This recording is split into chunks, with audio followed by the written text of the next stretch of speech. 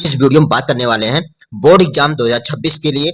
जो ये साइंस का आज का जो मॉडल पेपर है क्लास 10th के लिए, जो बार बार आते हैं प्रश्न बच्चों, वही आज प्रश्न कराने वाले हैं। ऑब्जेक्टिव टाइप क्वेश्चन जो बार बार रिपीट होते हैं परीक्षाओं में, उन्हीं मॉडल पेपर के बेस पे क्वेश्चन हमने बनाया हुआ है। बहुत ही इंपॉर्टेंट क्वेश्चन है बोर्ड एग्जाम 2026 के लिए, जो 25 फरवरी का आप सभी को पेपर है। विद्युत धारा की इकाई क्या है? जो विद्युत धारा की इकाई क्या होती है, इसके 4 ऑप्शन दिए गए हैं प्यारे बच्चों। वोल्ट है, ओम है, एम्पियर है, वाट है। 4 ऑप्शन दिए गए हैं। यहां से आपका सही आंसर जो होगा वो मार्क शीट पे क्या करना पड़ेगा, 4 ऑप्शन रहेंगे, 4 गोले रहेंगे, वहां से जो ऑप्शन सही रहेगा प्यारे बच्चों, वहां पे उस गोले को क्या करना होगा, 4 गोले रहेंगे, चारों गोले के सामने ए बी सी डी करके रहेगा।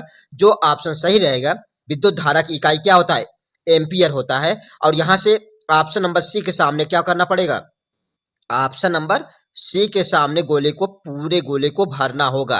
और गोले को जब भी भरना, क्रॉस ना होने पाए, आधा ना भरिएगा, जब भी भरिएगा पूरा गोले को फिल करना है, पूरे गोले को रंग देना है।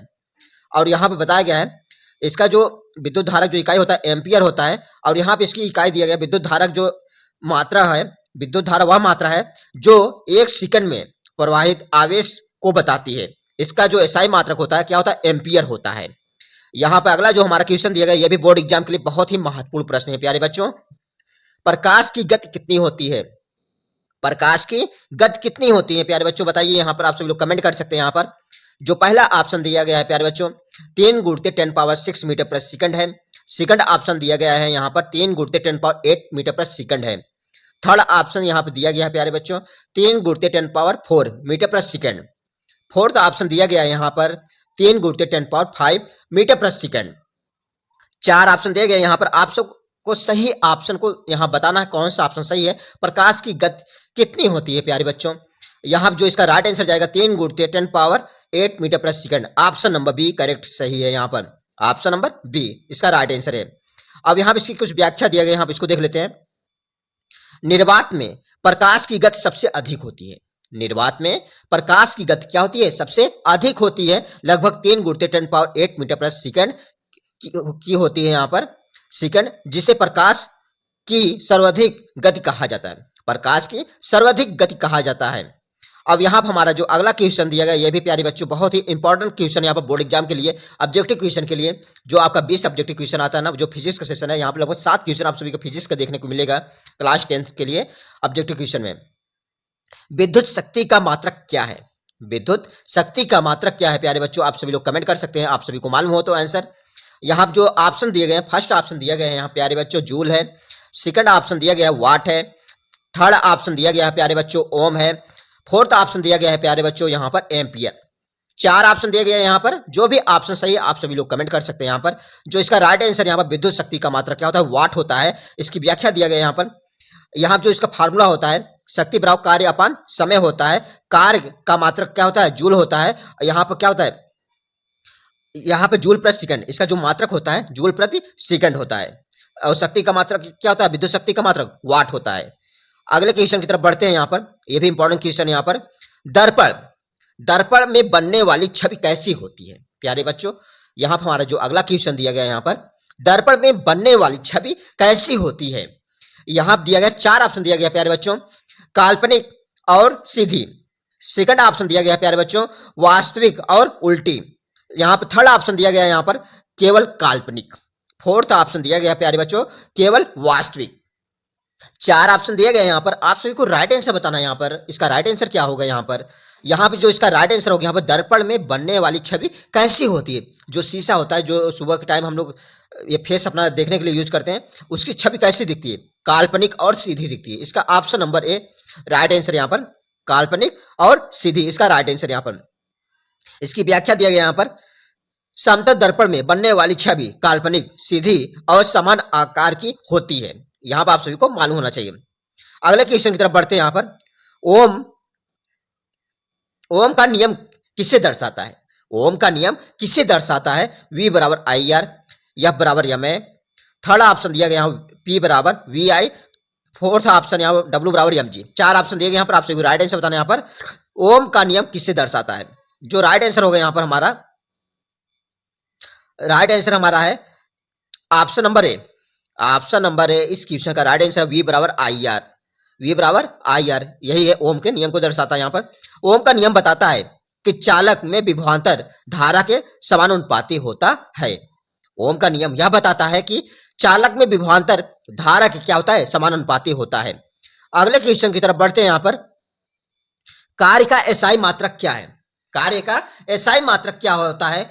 चार ऑप्शन दिए गए यहाँ पर। फर्स्ट ऑप्शन यहाँ पर न्यूटन है, सेकंड ऑप्शन है जूल, थर्ड ऑप्शन वाट है, फोर्थ ऑप्शन यहाँ पर एम्पियर है। प्यारे बच्चों, यहाँ पर आपसे राइट आंसर बताना है। यहाँ पर इस क्वेश्चन का राइट आंसर क्या होगा? कार्य का एसआई मात्रक क्या होता है? कार्य का एसआई मात्रक क्या होता है? जूल होता है। ऑप्शन नंबर बी सही है। यहाँ पर जो भी ओमार शीट के सामने बी ऑप्शन के सामने गोले को फिल करना होगा। यहाँ क्या बताया गया है? जब किसी वस्तु पर बल लगाकर विस्थापन कराया जाता है तो वह कार्य होता है। इसका मात्रक क्या होता है? जूल होता है। इसका मात्रक क्या होता है? जूल होता है। यहां अगले क्वेश्चन की तरफ बढ़ते हैं। यहां पर गुरुत्वाकर्षण का नियम किसने दिया? गुरुत्वाकर्षण का नियम किसने दिया? यहां चार ऑप्शन दिए गए। यहां पर आपसे राइट आंसर बताना है। यहां पर आइंस्टीन, न्यूटन, फैराडे, पास्कल। गुरुत्वाकर्षण का नियम किसने दिया? यहां पर आप सभी को राइट आंसर बताना है। यहाँ पर इस क्वेश्चन का राइट आंसर क्या होगा? यहां पर गुरुत्वाकर्षण का नियम किसने दिया? इसका राइट आंसर होगा न्यूटन। यहां जो इसका करेक्ट आंसर हो गया व्याख्या में, न्यूटन ने बताया कि प्रत्येक वस्तु दूसरी वस्तु को आकर्षित करती है।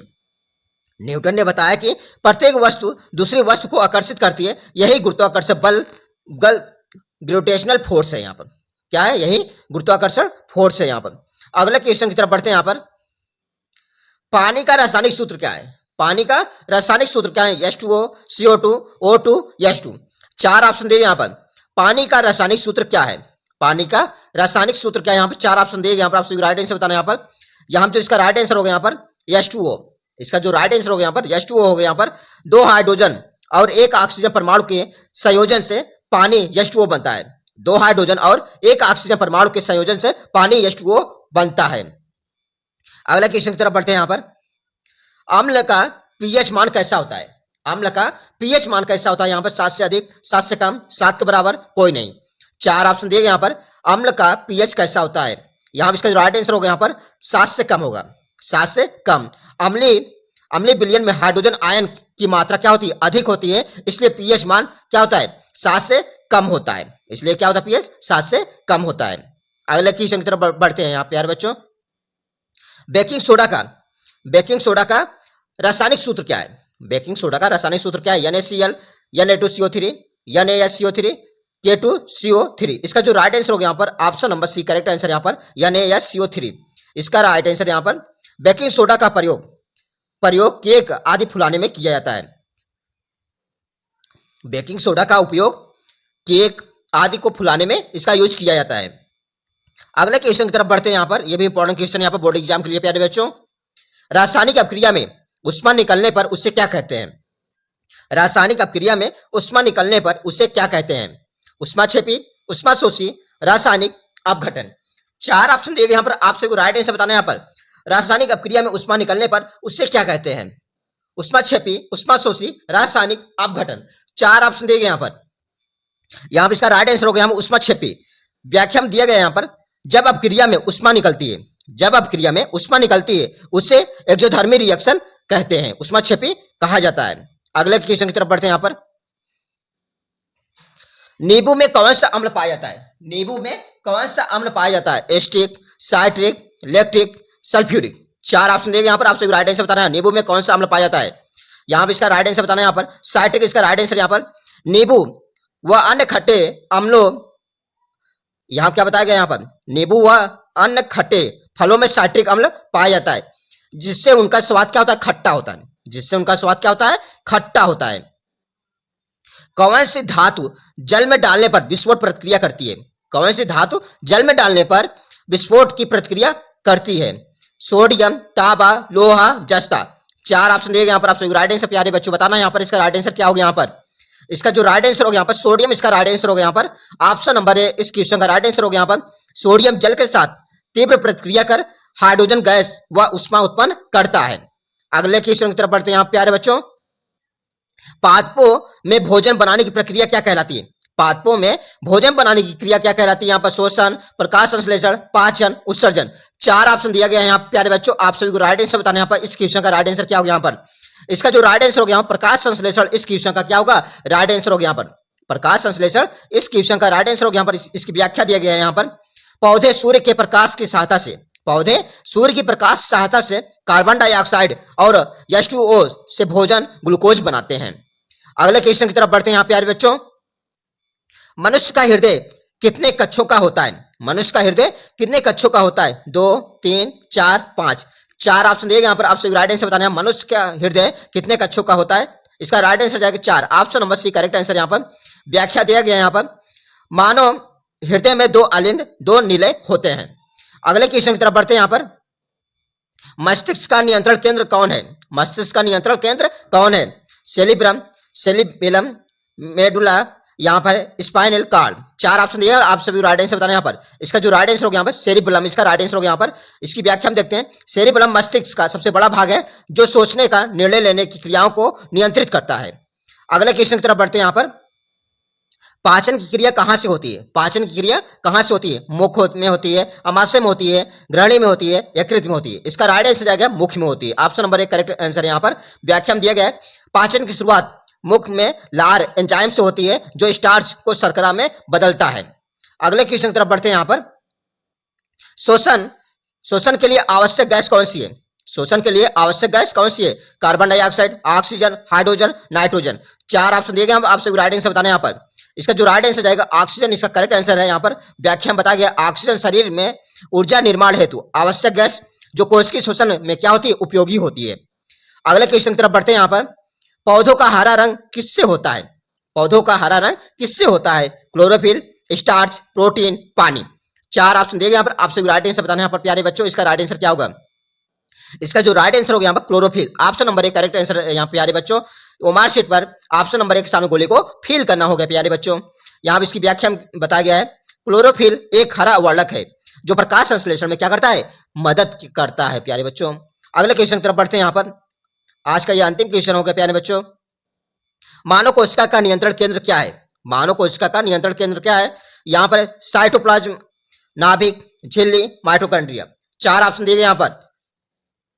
इसका जो राइट आंसर हो गया नाभिक, option number B correct answer यहाँ पर। नाभिक कोशिका की सभी क्रियाओं को नियंत्रित करता है और डीएनए को सुरक्षित रखता है।